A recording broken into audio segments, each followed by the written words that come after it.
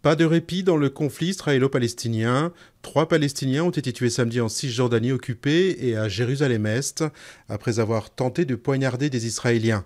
40 Palestiniens et 7 Israéliens ont été tués depuis le début des violences le 1er octobre. Un mois après la fermeture de la frontière serbe, la Hongrie a fait de même avec sa frontière croate la nuit dernière.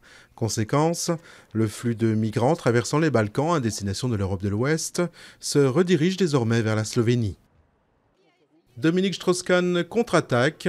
Visé par une plainte pour escroquerie, l'ancien patron du FMI va répliquer par une procédure de dénonciation calomnieuse selon son avocat.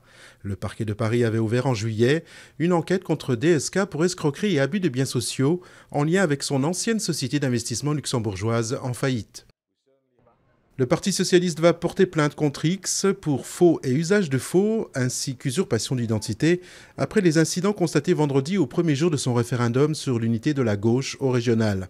La raison, plusieurs personnalités politiques, dont la secrétaire nationale d'Europe Écologie Les Verts, Emmanuelle Cos, auraient reçu un message de remerciement pour leur vote, alors qu'elles n'avaient pas pris part à cette consultation. Il était fermé depuis 6 ans et demi pour travaux. Le Musée de l'Homme rouvre ses portes samedi, l'occasion de découvrir un panel de nouveautés. Architecture intérieure entièrement repensée avec notamment une envolée de bustes à l'entrée, illustrant la diversité humaine. Le musée s'appuie toujours sur ses collections de préhistoire et d'anthropologie.